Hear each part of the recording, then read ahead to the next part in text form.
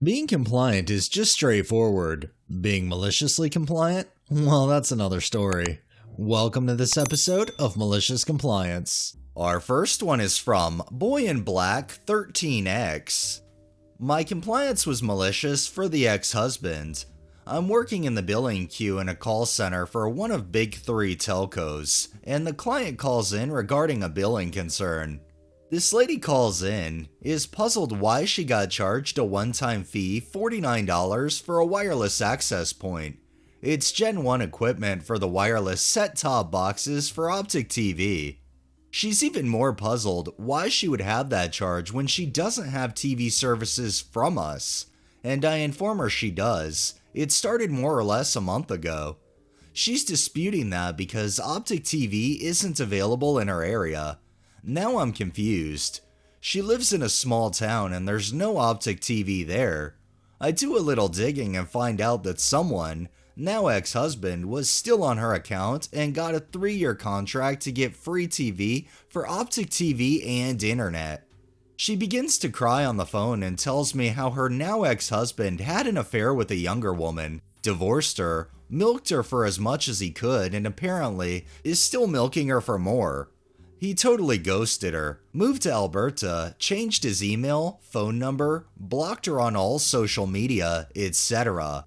In my mind, I'm like, what a dickhead. And I'm like, well, I'm sorry, if you cancel the services, you're on the hook to pay for cancellation fees and so on. I can tell her though, I can remove his access to your account and you can also add on a password, downgrade the internet and TV to the bare essentials, and I can attempt to redirect the TV gift from his address to hers, but there's no guarantee as it's been processed already. I can hear the light going off in her head. Wait, what? You have where he's living at now? Why yes, he's got TV and internet services, so there's a service address. She goes really quiet, says her lawyer and herself have been trying to track him down, but his family and friends are being tight-lipped about it. She asks if I'm allowed to give that info to her. I smile and reply, this is your account. You have unrestricted access for service address, phone numbers, and emails that your now ex-husband provided to us to get hooked up. She asks that I can give her his new address, his new cell number, and the second number left on the account, presumably the new woman, and contact info over the phone right now.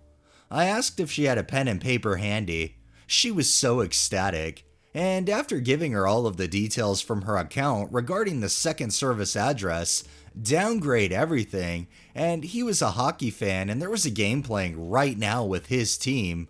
So I wish I could have been a fly on the wall when the game cuts out and he calls in to ask what the fuck and discovers he's been removed and there's an account pin and he's been discovered by his ex-wife and lawyer. Talk about malicious compliance, mashed up with a bit of revenge on top of it because you know this woman, rightfully so, is going to go after this guy and get him. And you know what? He has it coming. What kind of moron does this? Oh wait, that guy. This next one is by Aesthea13. When I female was 17 at the time, I had a boyfriend who was very pretentious. I personally always found that funny, so I didn't mind. However, he was hellbent on proving how much more intelligent he was than me. One day, he was bragging about an online IQ test he did and how smart he was. He begged me to do one as well. However, I had just smoked and was high, so I refused. After some more begging, I decided why not, it could be fun. Despite being high, I scored higher on the IQ test. He was so pissed it was hilarious. He never bragged about his IQ test again. Another time, he really wanted to show off by playing chess against me. I'm really bad at the game and told him so, but I knew people who were good and they gave me the advice to never have a pawn that was not protected by another. So I did just that. Halfway through, I captured most of his pawns and he rage quit. At chess! He flipped the board and broke some of the pieces. Needless to say, a week or two after, we were no longer together. I made him too insecure and he went back to his ex, who he called extremely stupid. At least he gave me a lot of laughing materials for years to come. You have to love the men that are so insecure their woman can't be any better than them. They have to be above the woman, they have to be the best, and when they're not, they're obviously less of a man. Not true, but this guy clearly has that ingrained in his brain. This next one is from Tacky Queen. One of my very first jobs was at a factory doing floor care in the office areas after they closed for the day. Sweeping, mopping, stripping, and waxing, the whole works. One night I was working alone in a hallway near the main lobby, just mopping my little heart out, and I heard footsteps approaching. I had signs up, but I could tell these guys were deeply engrossed in a folder and discussing something. I really didn't want them to fall, so I called out, "Please be careful, gentlemen, the floor's wet and a bit slick." The guys were about even with me now, looked up, made eye contact, and laughed before responding. "Oh, we're hardly gentlemen, don't call us that." Without missing a beat, or even thinking about it, I responded just as they walked past me. "If you say so, ladies, have a good night." The two burst out in hysterics, thanked me for the laugh, and continued upstairs to the conference room. Shortly after, my boss came running down the steps. Apparently, he'd seen the interaction from the second floor. His eyes were wide, and he said, "Why would you say that?" "I don't know, they said they weren't gentlemen and did not call them that. Ladies was the first thing to come to mind." Anyway, that's how I called the CEO and president of a nationally recognized corporation ladies on their way to a meeting. Something tells me the CEO and president of that company are good in what they do. They don't abuse their power, and they probably give a damn about the company they're working for as well as the employees. I'm glad you were able to give them a laugh. Maybe they were nervous before that meeting. And our final one is by Deleted. Not my own malicious compliance, but overheard then witnessed at work. A few months ago, the two owners at my work had a huge disagreement, which has escalated into full-blown screaming matches in the middle of the office and nearly into several physical fights. It came to head last Friday, and owner A decided to pack it all in and leave, effective immediately. After lunch, owner B called the warehouse manager up to the office and pointed at owner A's office, situated just off the main open plan office, and said, "I'm too stressed to deal with this, so I'm going home. Bin everything in that room. I don't want to see a shred of evidence that owner A worked here when I get back on Monday morning." The warehouse manager looked at the offending office and back to owner B. "Are you sure you want to bin everything, boss?"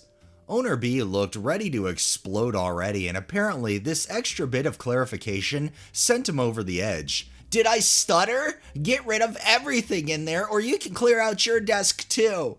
And so owner B stormed off, and our warehouse manager took out his walkie-talkie and summoned up two of his warehouse staff and relayed the instructions. The warehouse workers questioned it and got the same answer. Yes, absolutely everything. So they got to work. Owner A's personal effects were put into a box and sealed up to be taken to him by one of the purchasing staff who lived nearby. Everything else was bagged up and put into the bins. The paperwork and stationery were boxed up to be shredded and destroyed. Next to the monitor and printer were taken to the bins, followed by the desk and chair. When I left at 4 p.m., the warehouse workers were just starting to take down the wall-mounted bookshelves. I would have expected them to stop there, but when I got in this morning, there was nothing in the office. The curtains and blinds are gone, plug sockets and light fittings taken off the walls leaving exposed wires, the tiles removed from the ceiling showing the ductwork and wiring above. The carpet that owner A requested be put in was torn up, leaving the underlay. Even the door with owner A's name plaque on it was taken off the hinges. It looks like a construction site in there. Owner B came in at 10 this morning, took one look at the bomb site and started screaming his head off and demanded to see the warehouse manager. He wanted whoever did this to put this right and then get off site as they were fired. If no one owned up, then the whole warehouse shift was fired. Our warehouse manager, never one to give a shit, just peered into the office and said, "You said bin everything, boss. Looks like they did," and walked off. Owner B looked like he was going to burst a vessel. You know, owner B would do best to just hand off the ownership to somebody who gives a damn about the employees in the company, because owner B doesn't seem like he knows what the hell he's doing, and if he can't even effectively communicate, he has no business being an owner in anything. Alright, that's enough compliance for the day. Well, that wraps up this episode of Malicious Compliance. If you liked the video, please drop a like, share my content on all of your social media, subscribe if you haven't already, and make sure to hit that bell so you're notified every time I upload, and drop a comment down below. It really helps with the algorithm and helps new people find my channel. Thanks for watching, thanks to my patrons, have a great day and stay safe out there.